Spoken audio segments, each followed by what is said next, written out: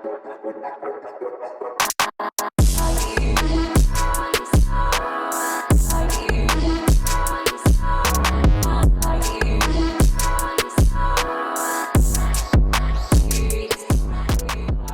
hello. Welcome to another episode of Salty Talk. Hey, we had a discussion around church collaboration, and golly, it was so great. We decided to do a 2.0. So we're super excited to bring this episode to you and for you and with you. So I am here with the lovely Jerome Parker and the extraordinary Erica Flora. We want to continue this conversation just about church collaboration and how and why that is so important. So I'm going to throw it immediately to my sweet love, Erica. What you got for us As today? I just have maybe a couple of thoughts on this. I'm so I sorry. I know, feel like right? I Just a know. few. You're a church Well, collaborator or something? I know what the heck. I feel like there is just so much uncharted territory for some churches in this Mhm. area, and this is an area where we can continue to rediscover. We might remember how it was when we collaborated back 5 years ago, but we got to dust off those tools and we got to keep it going, right? And For sure. so when I think about church collaboration, we did talk in the last episode. If you missed it, go back to it. We talked about like how to reach out, how to build relationships. What does it look like to overcome maybe some rejection or differences? We're going to talk a little bit about that today too, but I'm thinking about practically how does this look, right? Because the things that we do as churches, many of us partner with local organizations or agencies. Maybe there's a collaborative group in your community that you're a part of. Some of us do things on our own. And so there's like an area to explore collaboration to support something that maybe you do on your own. But I am just thinking about an example where we're a part of a collaborative group that serves foster youth. I don't know, are you guys a part of like different collaborative groups in your area? Yeah, we got a ton of those Mhm. networking. Well, not a ton, but some really significant ones where we bring everybody together over lunch and there's an initiative and like there's this exposure, which is just great because it's like, hey, you're coming here to network. Bring Mhm, your business cards or your dot card or whatever the case may be and mhm, like connect on purpose for sure. mm. Mhm. Yeah. That's rad. Same here. Yeah. Yeah. Yeah. So this group that I'm a part of, it's every month we meet and we talk about how we're going to serve these 150 foster youth in the county. And so we as a group, we plan these events bi-monthly. We've got probation officers, social workers, judges, and other churches or community partners around the table. And you know, the goal is that each event is hosted by a community partner. There's been a long period of time where we were Love like that. the community partner at the table, and where there's like 20 people at the table, and like we're the only community partner, and we're the only church, and we're like, where are our people? So I'm thinking, who are the people I know in my community that I can invite along? So that's the first thing I want to say. Like, there's got to be things you're involved in, maybe a Mhm. table you're sitting at, you're trying to problem solve something. And whether you're that 500-pound gorilla or you're a church of 50 on the corner, you have the power to invite people along. Just like we want to invite people to Jesus and on Sunday morning, we've got to be thinking about how do we carry the torch of collaboration in our own sphere of influence, right? We all have an opportunity to be leaders in that regard. And so we kind of have to put that hat on. We have to be inquisitive about opportunities to collaborate where it's a win for everybody. So at this group, a couple weeks ago, we were in a meeting and there was like five new partners at the table, which was Oh, I love that. wild. Like, who got the email? People are paying attention. Okay, guys, don't Right. mess this up, right? And so we were talking about kind of how events work. And I had asked if I could interrupt and try to explain to the other partners, like, hey, we're all from different church sizes. The goal is that each event is supported in a few different ways, but you don't have to do every way. You could support by having the location. You can bring a few volunteers. You could just provide the food. Like, I think this idea of whether we are the 500-pound gorilla and you usually just take the whole event, it's just easier that way. We've got to Mhm. slow down and be like, it might be easier for me to do everything, but who can I include in this so that I can show an example of collaboration to our partners, to each other, and to the So true. people that are following us? Yeah. I feel like in contrast to that, like our church is we're not a huge church, but we do quite a bit for, for our church size. And so I love what you said because it's really like sobering and convicting for me because I'm sitting in those meetings sometimes and I've been like the only church representative and I'm like getting frustrated, like, where are y'all at? Like I know that you got to be outside of the four walls of your church. And so like I have to like really check my heart and be like, okay, hold on. Like, don't slip off that pride cliff. Like, we're Hmm. doing this and we're doing that and blah, blah, blah. Hmm. But taking that same energy and use it to ask the question and answer the question, how can I collaborate? How can I bring others to the table? How can I make this attractive to them? And so I kind of took on that ideology a few years ago and just like instead of being frustrated, taking that energy and putting it into being intentional about collaboration and getting people, around the table. And so that's a beautiful thing. I'm glad to hear that, Mhm. you have some other partners and other churches show up because there's like we're better together. It's cliche, Hmm. but We are. so very true. So I love that. And giving each other the Yeah. benefit of the doubt. Like maybe they're not at the meeting because they just have a different meeting at that time. Like Yeah. maybe, Mhm. you know what I mean? That Our part, mind goes right? to like, do they even Mhm. care? Don't they? Blah, blah, Right. like, okay, Yeah. pause. Like maybe they do. Maybe they Yeah. have Yeah. an internal mandatory meeting. Maybe they're overwhelmed. Maybe, Yeah. it's like, okay, Mhm. wait, hang on. Yeah. You're Yeah. committed even more. No, I'm talking to myself, so you're fine. I talked about this in the last episode too, just about being that 500-pound gorilla. And like I think the mentality, and this is a judgment, but the mentality of the churches around here are, well, I mean, they probably wouldn't come, or, this might be too small for them.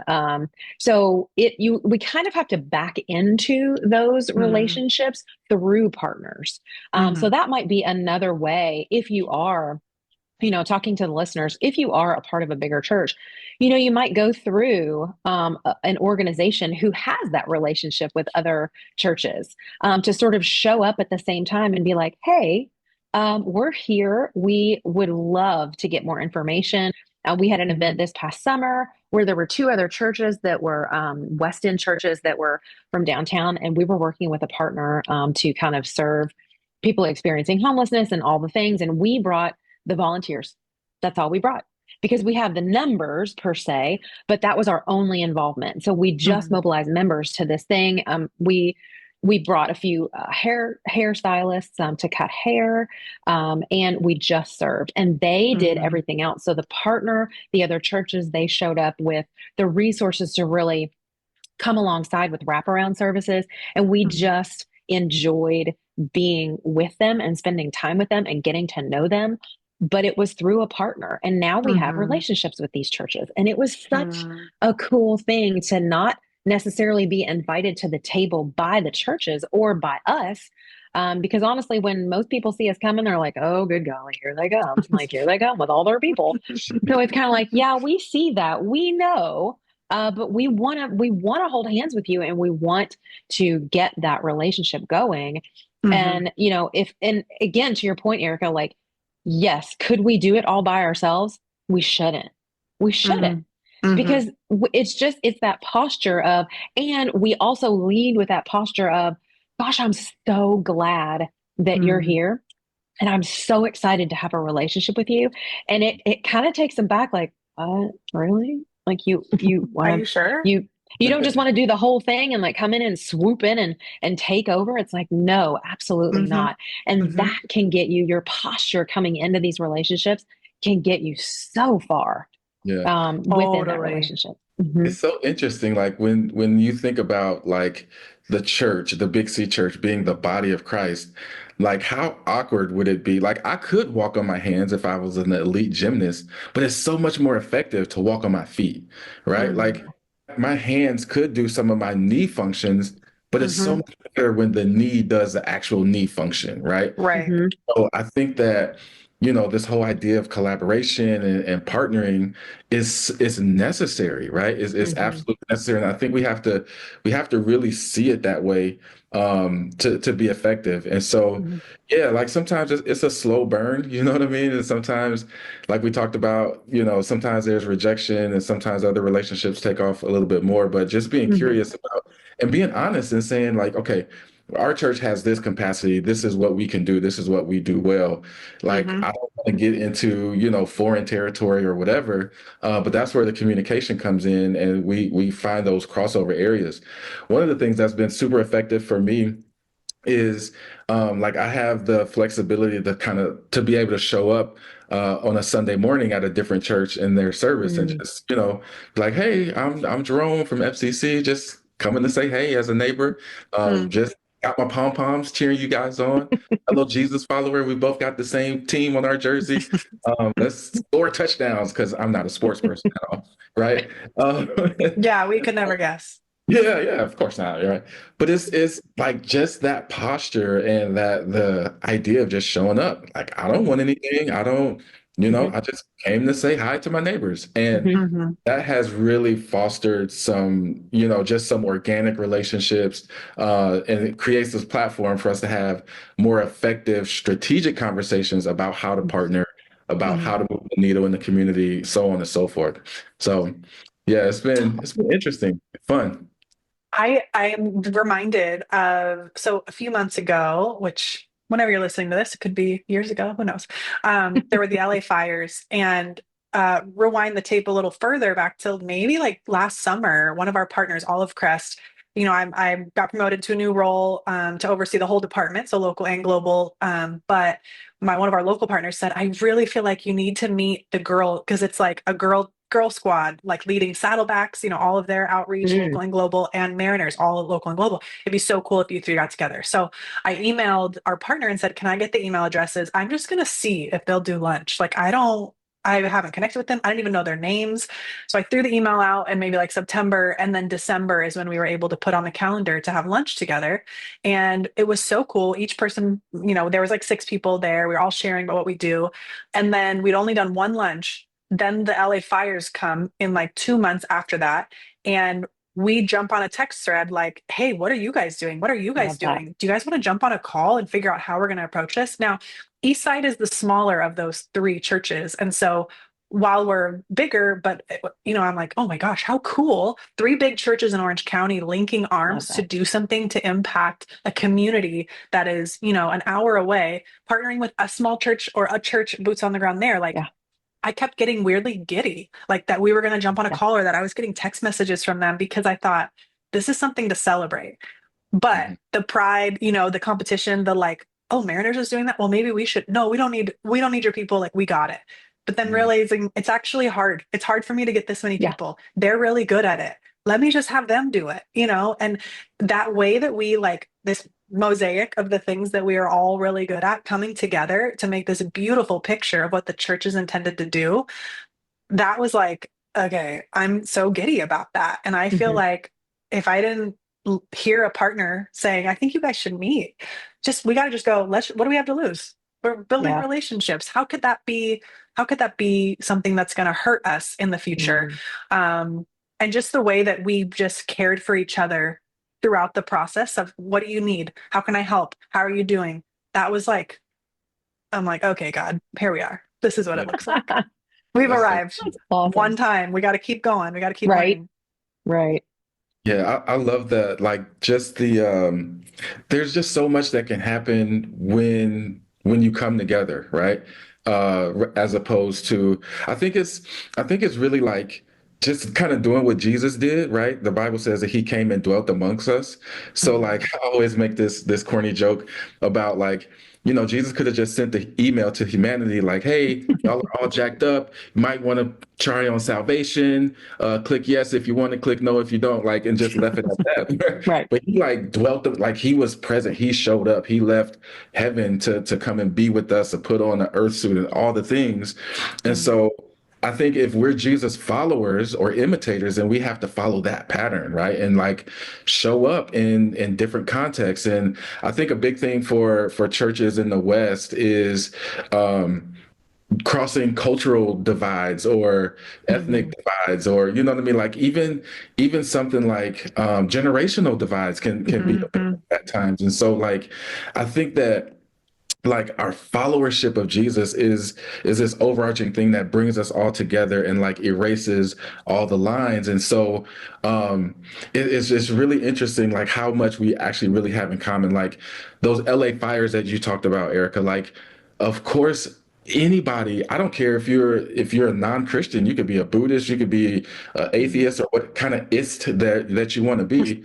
you agree that fires that burn people's houses and their businesses down is not good, and there's Yeah. something Mhm. that we can all do together about it, right? Hmm. Mhm. And so when we look at some of the fractures in society, Mhm. and then start to look at each other like, okay, what piece of the table can you carry? Like, what piece of Mhm. this load can you carry? And leaning into that, whether it be, you know, I don't know, like just different cultures, and like there's so much value in every culture. I don't Mhm. want to get like all talky and long-winded, but I went to this church and the praise and worship was like way different than anything I had experienced, right? So like there was no clapping, there was no exhortation after a song. They just like you sing the song from the words on the paper. There's no ad-libbing, and then after the song's over, you go to the next song. And I'm like, okay, this is Whoa. different. And so in the midst of that, like I felt the presence of God, right? And Mm. and so I just felt like the Holy Spirit was like, hey, I'm not limited to any one or two cultural expressions. Like I'll show up in all of it. And I was like, Mm. oh, okay. Mhm. Loud and clear. I hear you. Yeah. Mhm. And so, like, there's space for all of us in this church collaboration conversation. Like, there's space for every expression of Jesus followership. Mm. So, like, we have to, listeners, for whoever's listening to this, find the space where your church and your context fits in, and find and create the space for other churches that don't look or worship like you Mhm. to fit in as well. Because like if we don't do that, then we're going to have gaps in the puzzle. And if we have Yep. gaps in the puzzle, then the community suffers, and we don't Mhm. want that. So Mhm. like I'm just like you said, Eric, I'm just so giddy about this stuff because like it's amazing. I feel like wow, we get to do this as community ministers. Mhm. Like wow, this is really amazing. So we just want to encourage everybody to like there's a flame, whatever God has called you to do, whatever God has called your church to do, there's a pilot light, there's a flame. Fan that flame, man. Mhm. And there's some really, really great things that can happen. Mm. Yeah. I Totally. love that. I love that there's a really cool exercise as you were talking, Jerome, that we do at the summits, and it's it's sort of like a string exercise, and we all hold a ball of yarn, and we Mhm. toss it, and at the end, it's kind of all connected, and it just like I think the expectation that we have of I think me personally, I can't speak for the two of you, but like I tend to limit God and what he can do in and through me. And Mhm. so to just be expectant about what he's going to do and the assignment that he's going to give you and the rooms that he's going to put you in. Mhm. And I mean, he put me in a room in Nashville, and I met one of my favorite people on the planet, or Mhm. well, two of my favorite people on the planet. Were you at the Nashville Summit, Erica? Okay. Yeah. I don't know if we've ever met in person. That's so sad. But like he Okay. put me in a room to like meet people that I know and love now and that I get to Mhm. do ministry with. So it's Mhm. just to be expectant of that and to pray for that and to pray that into existence and just say, God, I know you're going to show up. And go in with a humble posture. It's Mhm. just something that I don't do as often as I should. And Mhm. so yeah, I just want to say that to the listeners of like be expectant that God will show up in the rooms that you're in, and Mhm. he will bring people who are your vibe. Yep. Even if they are a different culture, even if they are a different belief system, like you can vibe with people who aren't like you, and that's okay.